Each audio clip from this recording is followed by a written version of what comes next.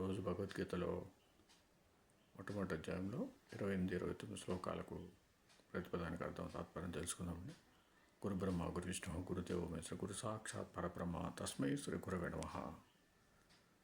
అర్జున ఉవాచ దృష్ట్వేమాన్ స్వజనాన్ కృష్ణ యయుత్సోం సముపస్థితాన్ సీదంతి మమ గాత్రాణి ముఖం చ పరిశుష్యతి.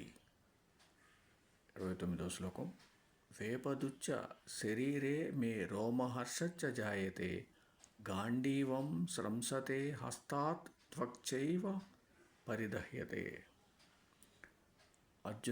అర్జునుడు ఉవాచ పలికెను. కృష్ణ శ్రీకృష్ణ సముపస్థితాన్ చేరి ఉన్న యుయుత్సోన్ యుద్ధాభిలాషులైన ఇమాన్ ఈ స్వజనాన్ బంధువులను దృష్ట్వా చూసి మమ నా గాత్రాన్ని సర్వాంగాలు సీదంతి పట్టు తప్పిపోతున్నాయి, ముఖం చ నోరు కూడా పరిశుష్యతి ఎండిపోతున్నది, మే శరీరే నా దేహంలో, వేపదుహు చ కంపమును, రోమ హర్షః చ గుగుర్పాటును, జాయతే కలుగుతున్నాయి, హస్తాత్ చేతి నుండి, గాండీవః గాండీవధనువు, స్రంసతే జారిపోతున్నది, త్వక్ చ చర్మం కూడా, పరిదహ్యతే ఏవ మండుతున్నది.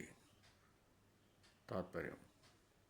అర్జునుడు పలికెను, ఓ కృష్ణ, యుద్ధార్థమై అరుదించిన బంధువులను చూసి నా అవయవాలన్నీ పట్టు తప్పిపోతున్నాయి, నోరు ఎండుతోంది, నా శరీరం వణుకుతోంది, రోమాలు నిక్కపొడుచుకున్నాయి, చేతి నుండి గాండీవం జారిపోతుంది, చర్మం దగ్ధమవుతున్నట్లుగా ఉంది.